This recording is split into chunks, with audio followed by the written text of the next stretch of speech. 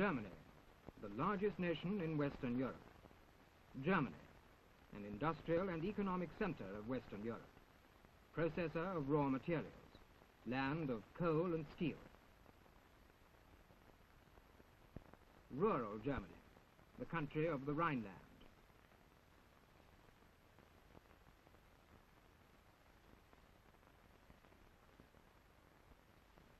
The Rhine is one of the most beautiful rivers in the world, one of the longest and most important rivers in Europe.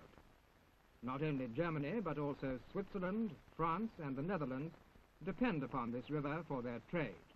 Along the steep banks of the Rhine stand many monuments of German history, medieval castles and fortresses, ancient resorts of barons and knights who were once rulers here. The importance of the Rhine lies in her course. The Rhine flows between Switzerland and Germany to the town of Basel, then continues between Germany and France to Strasbourg, and from there passes through Germany to reach the sea in the Netherlands. Two important regions are crossed by the river: the mountainous region that rises in the middle of Western Europe, and the northern plains stretching from the Netherlands eastward across Germany into Poland and Russia. After her defeat in the Second World War, Germany was divided into two separate states: the Federal Republic in the west and the People's Republic in the east. Today, of Germany's more than 70 million people, over three-quarters live in the Federal Republic. Here are situated most of Germany's 29 larger cities. We shall begin our exploration in the mountainous uplands of the south, where the development of modern Germany began and where the industrial age has least changed the face of the land. Prehistoric lake dwellers built villages here. One of the oldest traces of human settlement was found in Neanderthal. Roman legions built a defense wall through Germany and fortified their permanent camps. Much of the face of Alpine Germany is peaceful and beautiful. Bavaria is an alpine region, a land of towering mountains with green valleys between. It is a landscape of clear lakes shaded by deep forests. As the valleys broaden, alpine meadows become accessible to cattle. The same families have dwelt here for many generations. The upland villages of southern Germany have changed little over the ages, and the people have preserved their old ways and crafts, like the woodsman in the Black Forest, or the wine growers of the Rhine, or the farmers of the mountain slopes. The farmer Johannes Schmidt uses a type of motor clipper to cut his wheat on the small sloping fields. The whole family works hard, especially at harvest time.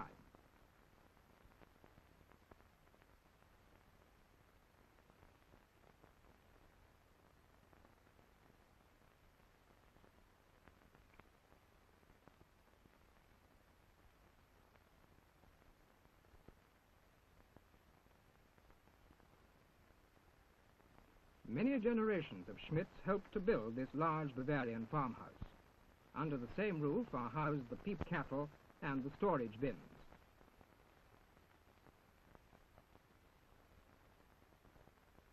The woodwork is typical of the region, and so are the religious paintings.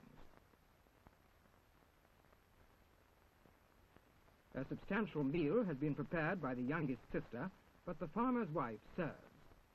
The dish is called Pichelsteiner, made of potatoes and other vegetables.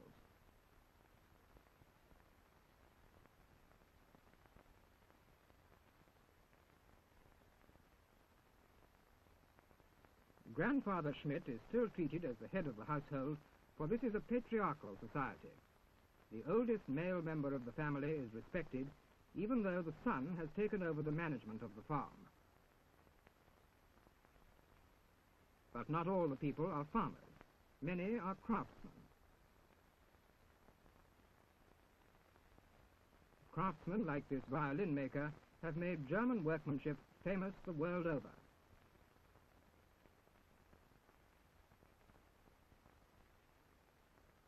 In this workshop, which once served the kings of Bavaria, skilled hands fashioned porcelain figures in the style of earlier times.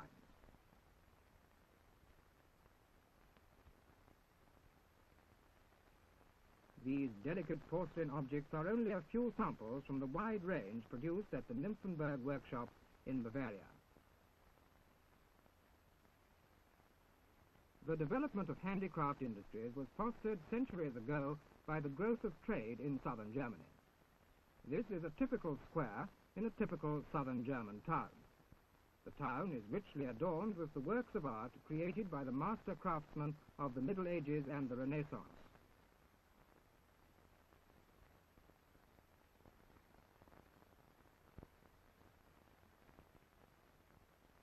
The signs of the guilds that once flourished in these towns may still be found on the old guild halls. Even today, the old ways survive. People still do much of their trading in the open-air markets, where they buy fresh produce from the farms.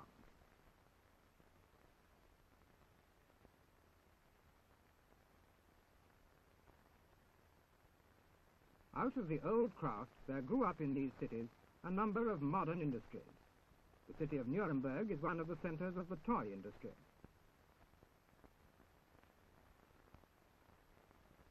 Here, people are engaged in the making of a remarkable variety of toys that are sold all over the world.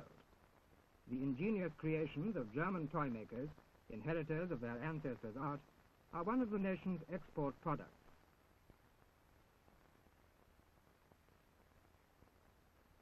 Another important industry is situated at Oberkochen near Stuttgart. Here are made fine lenses for cameras and other optical instruments. These products, too, will go largely to markets abroad.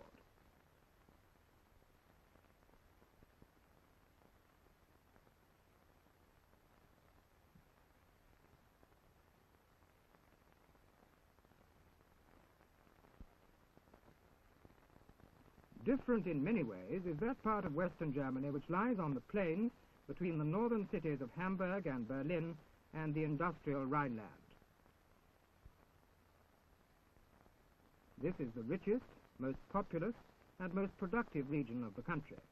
Here, on the flat land, farms are larger and the most modern machinery is used. Most of Germany's cereals are grown on the northern plains.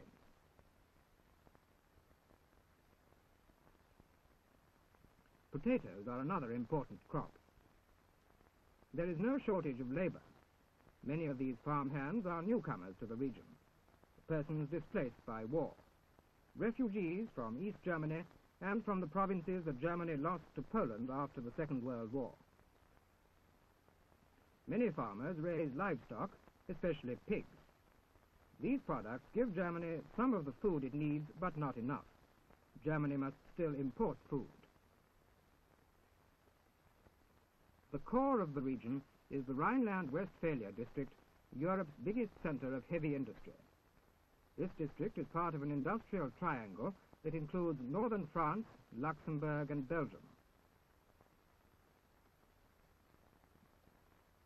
Within this triangle lie extensive deposits of iron ore and coal, the two resources essential to modern industry. These resources supply the mills and foundries of the four countries for the making of steel and metal products, machinery, and tools.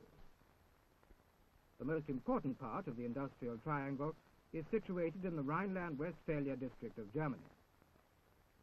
Here lies the famous Ruhr Valley with the most important centers of heavy industry.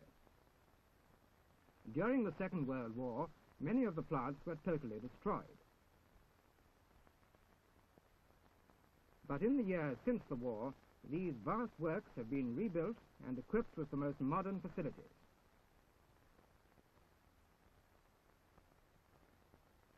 Here are processed steel and other metals that are the basic materials of modern industry. In the foundries, men make heavy machinery, some to be used in Germany, but most to be sold to other countries. Locomotives for customers in Europe, Asia, and South America. Lorries which compete with those manufactured in Britain, America, and France. The success of these industries is based largely on the skill and energy of the workers. Men such as Heinrich Brandt, who has spent most of his life in the mills.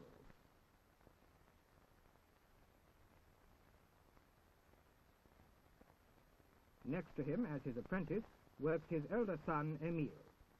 Herr Brandt belongs to a union which regulates his working hours and his pay.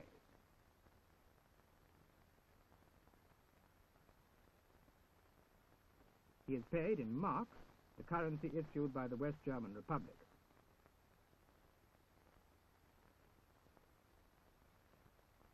In the Konsum, or cooperative store, Frau Brandt does her family shopping. She is a careful and economic shopper, like most German women, for wages are not high. It requires careful planning to feed a growing family. Friedrich, her younger son, is at school. If he does well, he will have the opportunity of going to a technical college. Otherwise, he will go straight from school to his father's plant, like his elder brother, Emil.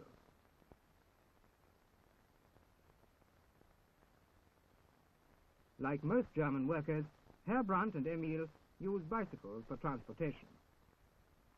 They live in a newly built block of flats.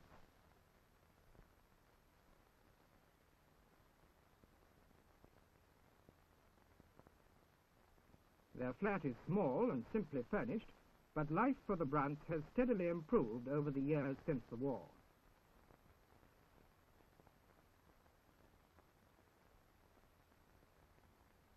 While Frau Brandt and her daughters prepare dinner, the men take time to listen to the popular game of Fußball, or soccer. The terraces are crowded when the local team meets its adversary from a nearby city.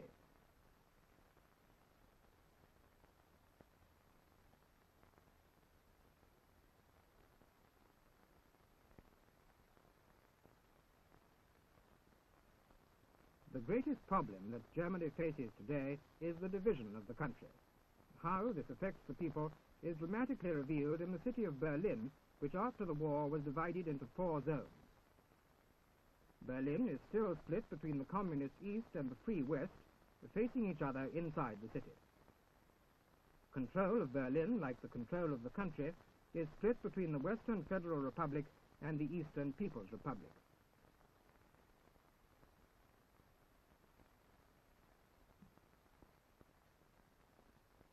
To this day, the silhouette of Berlin dramatizes the results of a disastrous war. Berlin, the nucleus of Hitler's Germany and center of the country's vast communications network, was a primary target for Allied bombing. After years of clearing, the debris of war is still seen in parts of Berlin. But the diligence of the German people in the Western Zone has speeded the rebuilding of the city. New houses and factories have sprung up to replace those destroyed. Despite the division of the city, many industries in the western sector operate successfully. War is difficult to forget in Berlin. The barrier that divides the city is a constant reminder of defeat. The eastern, communist-controlled sector, with its red flags, armed guards, foreign signs, and barbed wire, is a constant reminder to the German people that they are a conquered nation. In the western sector, it is easier to forget. Here, life is more peaceful and prosperous. The reconstructed houses are modern. The streets are crowded with busy people, as in any large city. The shops are well stocked. There is money to buy the goods that tempt the eye, and there is plenty of electricity.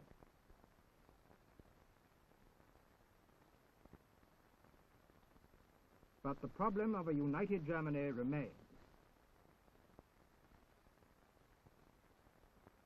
The farmers all over the country, the craftsmen in their shops, the miners of the Ruhr and the workers in factories, all Germans are troubled by the division of their country.